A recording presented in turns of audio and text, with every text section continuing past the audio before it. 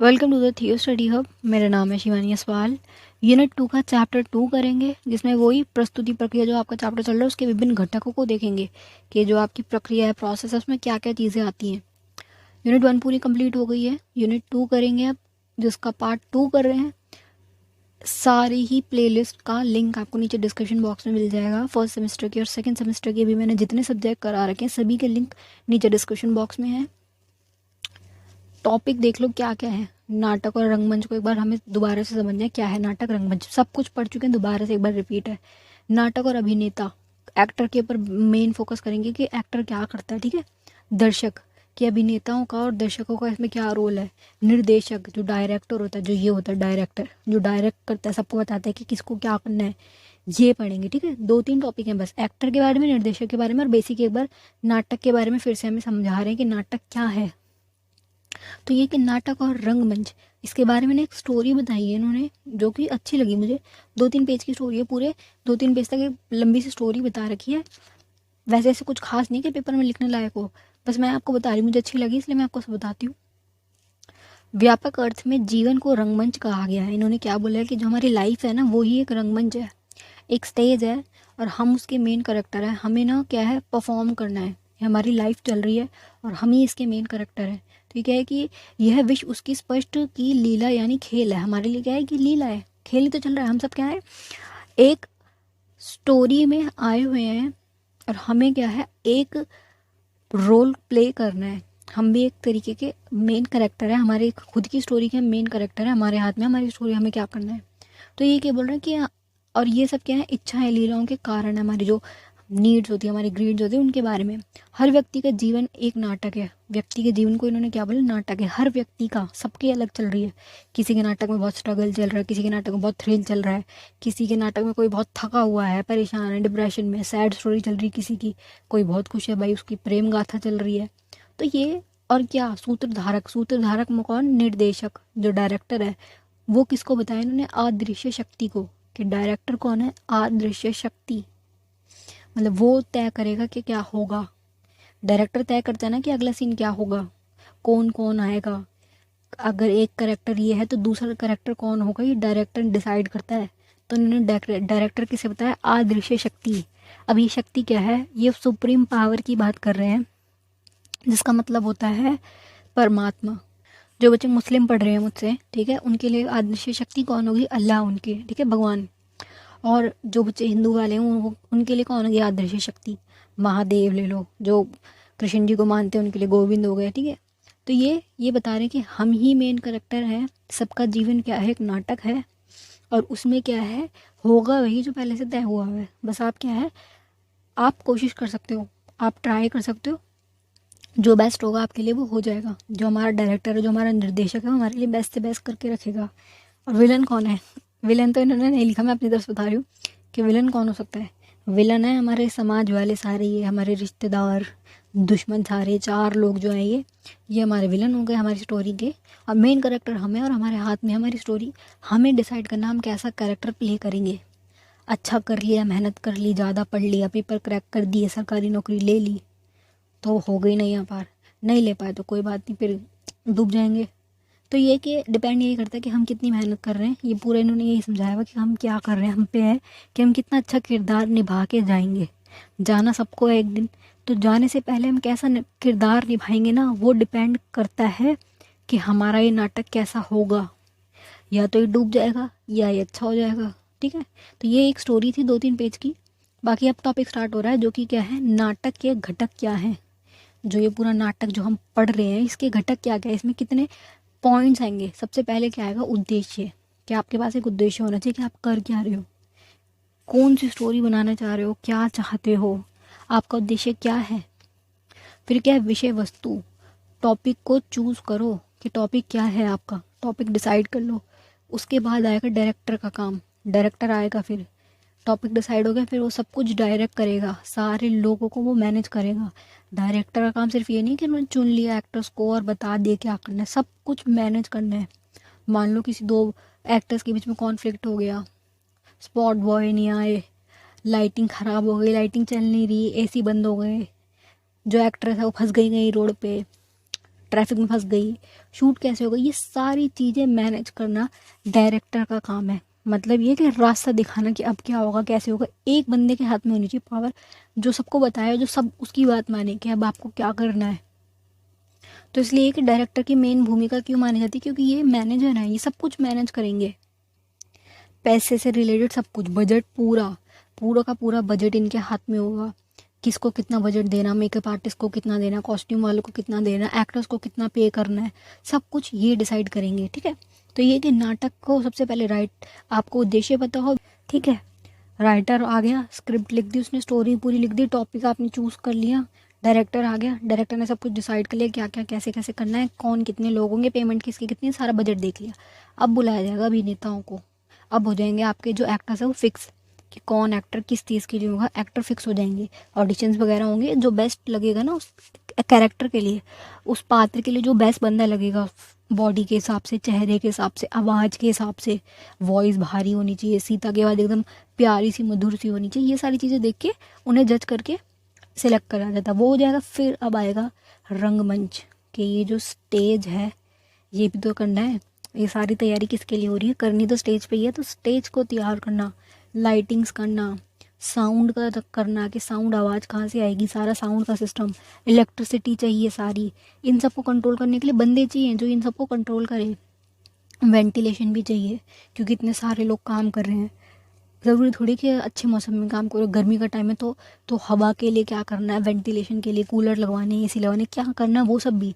अगर आउटडोर है तो देखो कूलर वगैरह से काम चल जाएगा, लेकिन अगर इंडोर है तो फिर तो भाई सेंट्रलाइज एसी चाहिए, क्योंकि इतने सारे लोग बैठे होंगे, सब सांस ले रहे हैं, सब लोग ऑक्सीजन ले रहे हैं, कार्बन डाइऑक्साइड छोड़ रहे हैं, तो कितना उसमें मतलब घमस हो जाएगी बहुत ज़्यादा, और परेशान हो जाएंगे लोग, उठ के चले जाएंगे, चाहे तुम्हारा नाटक कितना ही अच्छा क्यों ना हो। गर्मी हो जाएगी, लोग, अब सांस जरूरी है भाई, नाटक थोड़ी जरूरी है कि गर्मी में बैठ के नाटक देखेंगे, अगर सांस नहीं आएगी तो लोग उठ के चले जाएंगे, तो लोगों के लिए ये भी देखना पड़ेगा कि एसी की पूरी अच्छी व्यवस्था हो।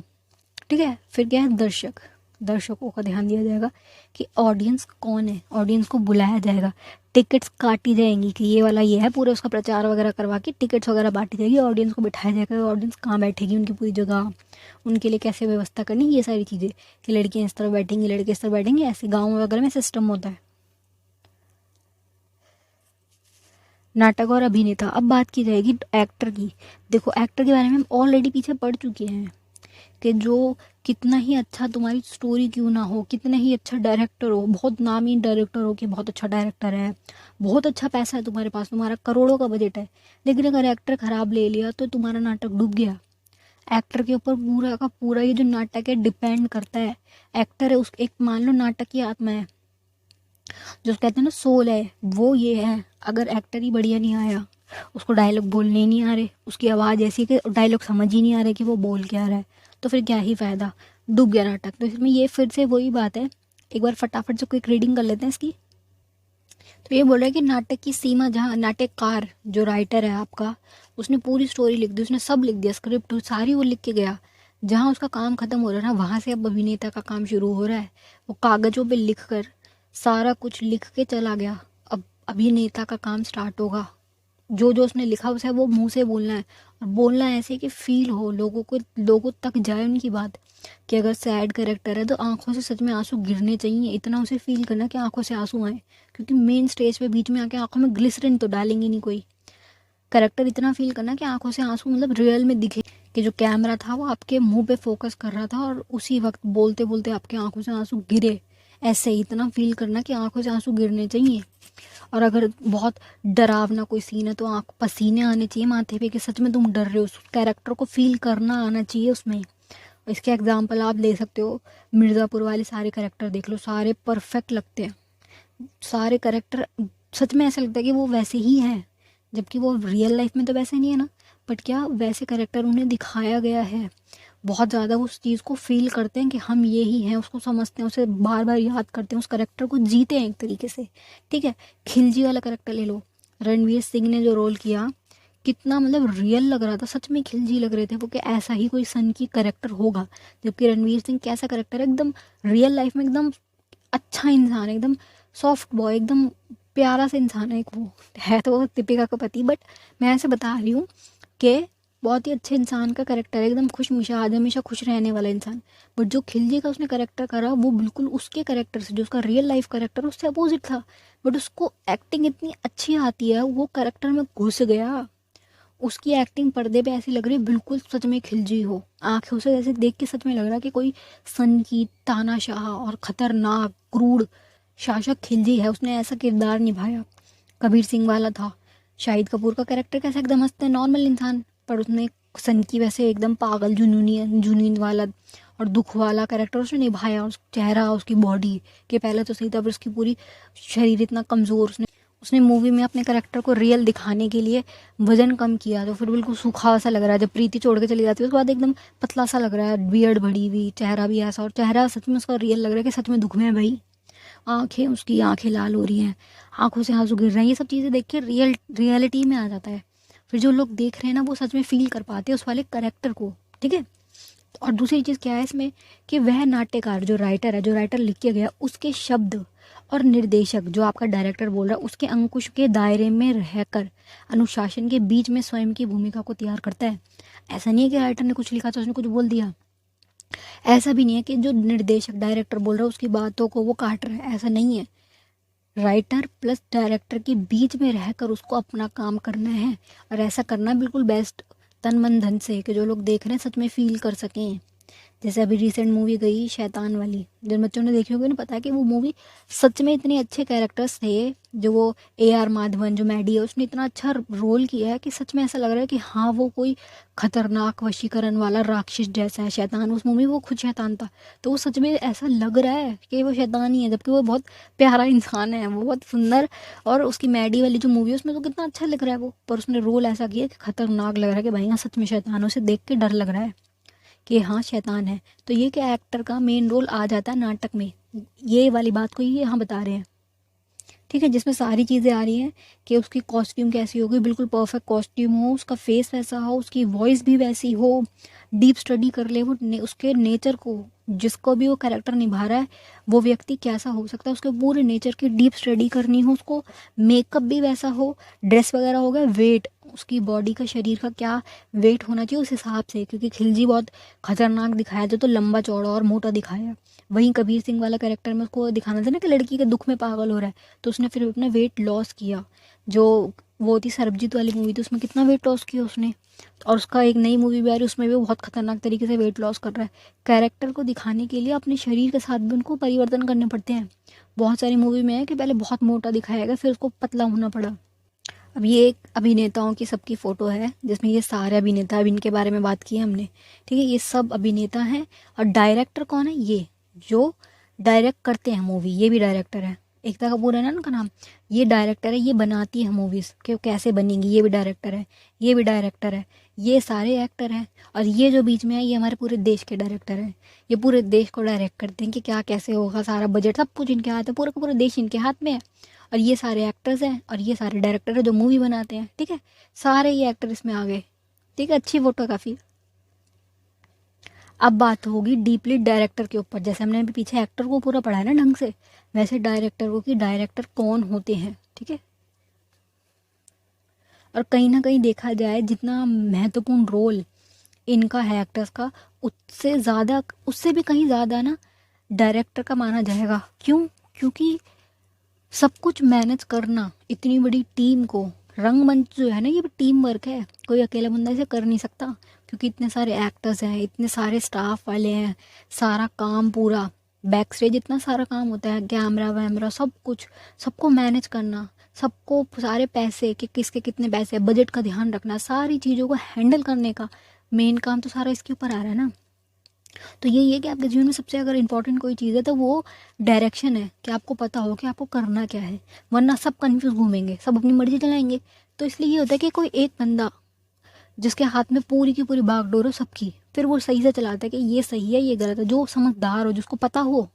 तो यही है कि डायरेक्टर जो मैनेजर है, जो मैनेज कर रहा है, जो पहले से बता दे तुम्हें ये करना, तुम्हें ये करना, सबको काम बांट दे ताकि उसके आगे कोई बोल ना सके, क्योंकि वो डायरेक्टर है, वो उसके आगे बोल ही नहीं सकते हैं तुम। और सबको सही निर्देशन दे, सही। वरना लोग क्या करेंगे, मनमर्जी करेंगे। आधे लोग आएंगे नहीं शूट पे, आधे लोग गायब, किसी को कोई वो ही नहीं है, कोई कुछ बोल रहा है, कोई कुछ बोल रहा है।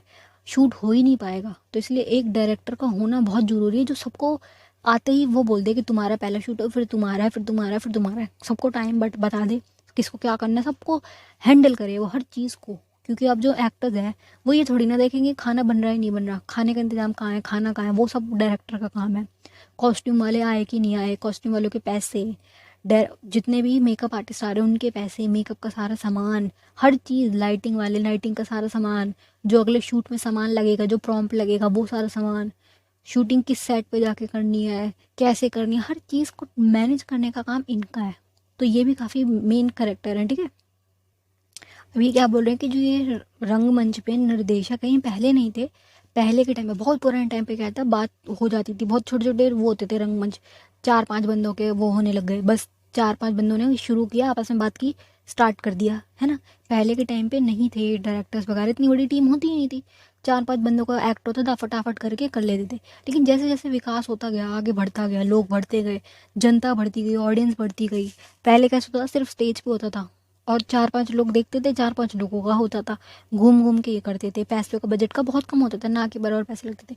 जैसे जैसे ये चीज़ फेमस होने लगी, जैसे जैसे चीज़ बढ़ती गई, इसका रूप क्या है, डिजिटलीकरण में आता चला गया, जिसका मतलब क्या है, बड़ा पर्दा होने लग गया, बड़े पर्दे पर आने लग गया, बॉलीवुड स्थापित हो गया पूरा, लोग मूवीज हॉल में जाके देख रहे हैं। पहले कैसे देखते थे, रंगमंच पे स्टेज पे से लाइव देखते थे, अब क्या है, हॉल में जाके देख रहे हैं, एडिटिंग वगैरह होने लग गई, ज़्यादा बढ़ता चला गया।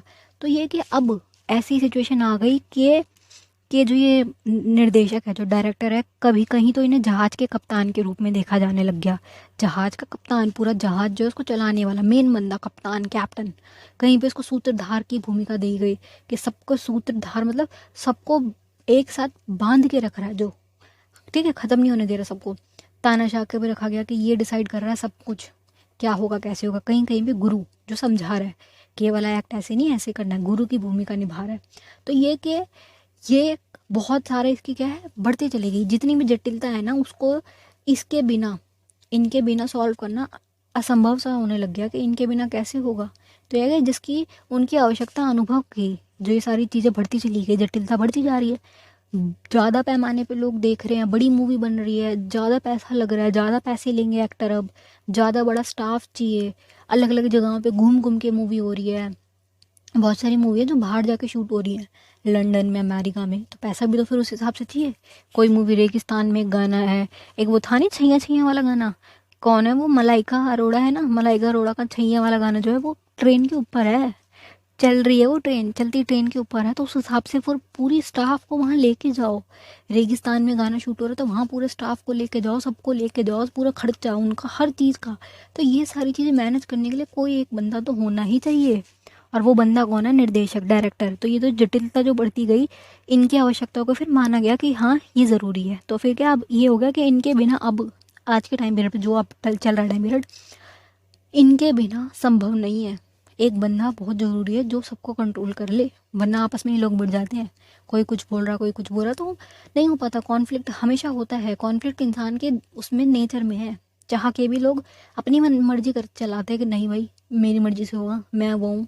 तो ये क्या है कि श्री नेमिचंद्र जैन ने, नेमिचंद्र जैन ने क्या बोला, निर्देशक वह केंद्र सूत्र है। मतलब इन्होंने बोला कि निर्देशक जो मेन है, जो नाटक प्रदर्शन के विभिन्न तत्वों को पिरोता है, सबको, सारे जितने भी लोग हैं सबको एक धागे में मतलब पिरो रहा है, सारा काम ये कर रहे हैं, ठीक है। और उनकी समग्रता और एक अनिव्यक्ता, बल्कि सर्वम स्वतंत्रता काल कला रूप का दर्जा देता है। सबको क्या है, पिरो के सबको एक स्वतंत्र कला रूप का दर्जा दे रहा है। सार्थक प्रदर्शन और नाटक जिसके रूप में दर्शन तक पहुंचाता है। सब कुछ शुरू से बिल्कुल रॉ से एकदम बनाना, पूरा सब कुछ करना, उसको जीवित करना, बिल्कुल जीवन बोध कर देना। उस जो स्क्रिप्ट आई थी, कागज पे आई थी ना स्क्रिप्ट, उस स्क्रिप्ट को रियलिटी में बिल्कुल परिवर्तित कर देने का काम इसका है, जो कौन है, निर्देशक।